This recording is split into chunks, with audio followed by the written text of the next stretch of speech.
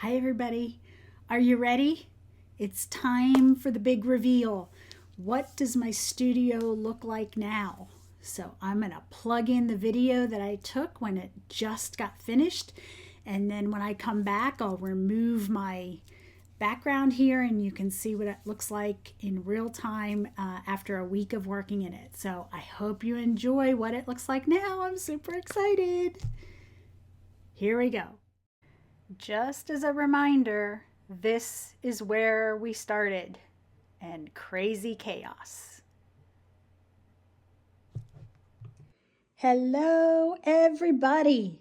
I hope you're doing really well today. And this is now the reveal of my studio reorganization of February 2025. What a project this was. Super excited, recovering, super tired, although I did rest well last night. It's a Monday and it's the first day that I'm actually working in the studio post reorg. So before I got too far and started to mess it up all over again, I just wanted to give you the show and the reveal of what the studio looks like now after all the new furniture, all of the clean out, purging so much stuff. So much stuff. I absolutely love that it's all white now. So this wall, if you remember, back in the beginning was a repurposed black rod wired type of thing that did perfectly fine for the first 10, 12 years in the studio.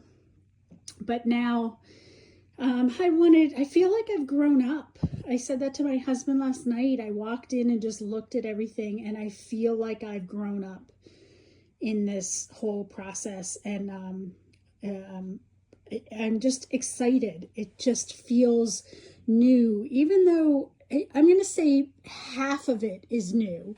I repurposed a lot of the furniture and really thoughtfully chose where to put my money. It was not an unlimited budget. I had to do it thoughtfully. So I'm just going to go through kind of where things ended up. Like I said, it's I talk about zones a lot, and I'm just going to clear my screen. Talk about zones a lot. So this still is my business zone behind the door. I did end up getting a cubby there. Actually, I repurposed a cubby from the other corner. A new printer is going to get ordered soon. That's a printer fax. So I got rid of my fax machine. Yes, I did still have a fax. Still my teaching desk. So this desk now is a little bit narrower than it was and longer. All I did was got a new tabletop. I kept the drawers underneath, and the tabletop that was there got moved to here. There's two legs on the front, and then the back of it sits on the cubbies underneath. So I only need two front legs on there. I can sit under there. The cubbies were repurposed. There's two sets of cubbies. There's a cubby set here and a cubby set here. They were in the middle of the room at the beginning of the reorg. So I repurposed those. I repurposed both tabletops. I already had 4 legs for a table, so I put 2 here and I put 2 here. As I was looking at IKEA, I found these add-on desks, add-on shelves, I guess, right here. So these are relatively narrow. I'm going to try to come around to the side. I think they're only about 6 inches deep. They can clip on to the desk, but I really don't need them because they're really wedged in there with the shelves. And they fit perfectly cups for my everyday or common tangling supplies. So it's worked great. I ended up getting 3 of those. So there's one on that desk, one to the left, and one on my teaching desk. And then the shelf above here is the extra tangling. So when I do Derwent Intense pencils, when I reach for the other common tools for creativity, tangling, design, that's the shelf. They just might not be every day. I did repurpose the shelves. I'm sorry, not repurpose, rearrange. So my shelves were staggered before, and this time I decided to make all the shelves even all the way across for a little bit more continuity because I got rid of so much stuff. I was able to play with that a little bit. Okay, so coming around, or I'll look at the cubbies below. So what went underneath my desk are things that I access fairly frequently, but doesn't need to be prime real estate up here. I talked about prime real estate.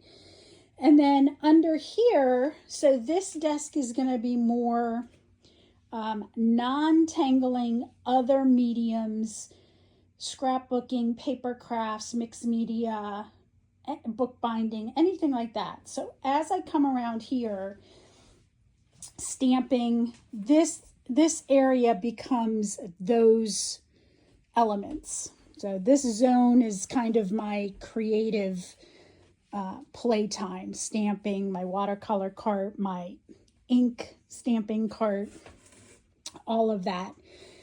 And then that comes around the corner and there's more. So things that got put in this corner, I didn't want to get rid of them, but I don't access them a lot.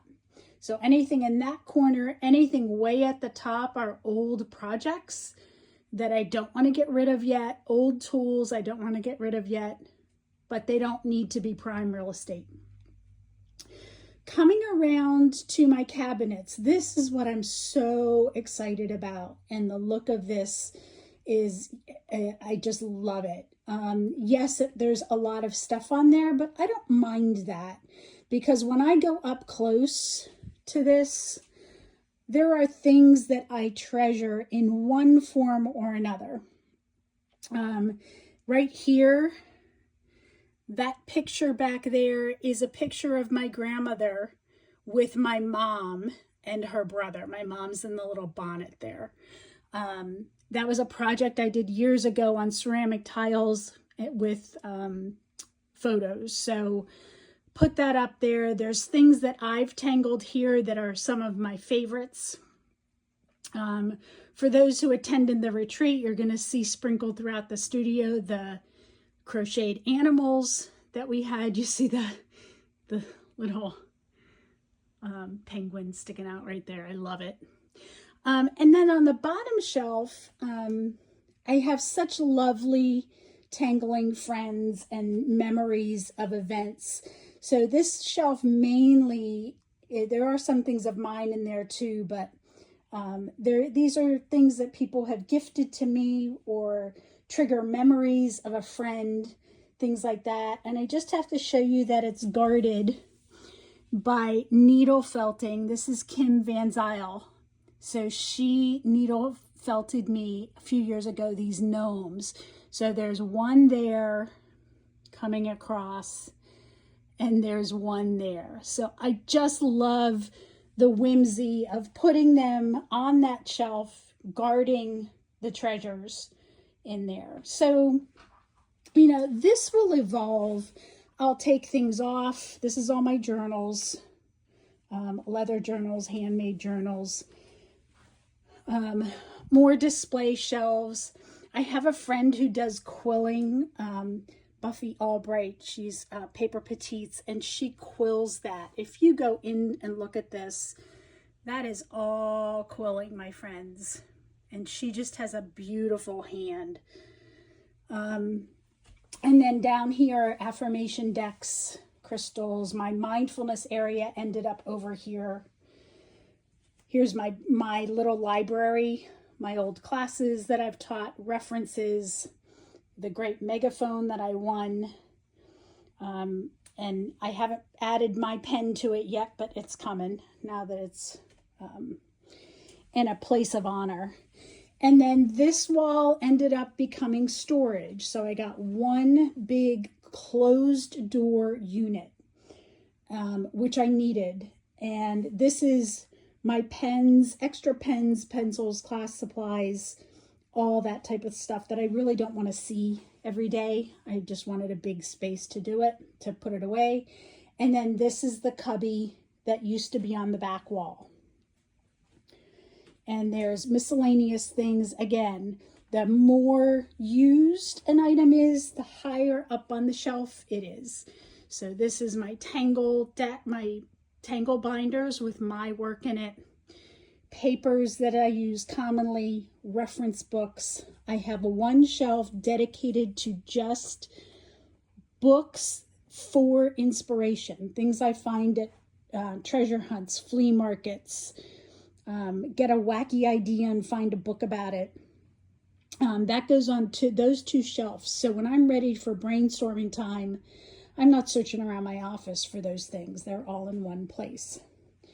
And in the center, I have a brand new table. So excited about this too. This is a sit and stand desk. It is super heavy. The cord, it has to be plugged in. So there's a cord here that I will run to a power when I want to raise and lower it, but I don't really need it plugged in 100% of the time. So if I'm standing and doing a project, I can raise that table up to standing height. So it's more comfortable. When I want to sit at it and work and spread out, I can lower it. You can see that I still have bins to go through. These are kind of my last minute catch-all bins that I just ran out of steam, quite honestly, and put them there. And when I get 20 minutes, I'll go through a bin, but that's all that's left in there. And I have a box down at the end of frames because I do want to get some of my little tiles framed more consistently and put them out. But I ran out of steam and got to a point that I said, okay, this is what I need. I can work in here, and those little things can be done in small amounts when I have 10 minutes, 30 minutes, an hour, and I'm more refreshed. Kept my flowers up at the top. You can see, spread them out. And there it is. So this project I'm going to call done. I am re-energized, really happy with the way it came out, really excited that I can have friends over now and we can actually work in the studio and play and have access to all the things. And I know that what's in here all has a purpose. I have to sit and count the number of bags of trash I got rid of.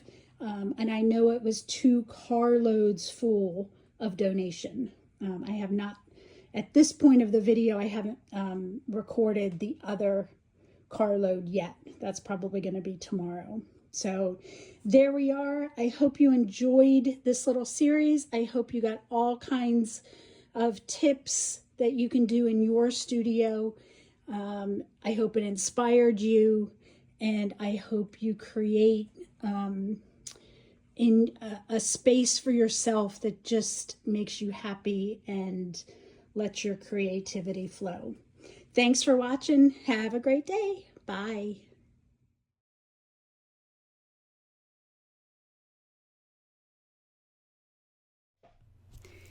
Yay! It's done! Pretty cool. There she is. If I get out of the way, that's the new studio setup. It has been such a joy to walk into this space and feel like it's light and airy and freshened up and cleaned out and just feels really, really good. I'm super happy that you followed me through the journey, and hope you enjoyed the process. I hope you got a bunch of tips. Leave me comments below if you have questions, if you have suggestions for other people. Share your ideas. We can all learn from each other for sure. And this has been really fun. Thank you, thank you, thank you for joining me, and I will hopefully see you soon, and hopefully we can create together on a project in the future. Have a great day. Bye.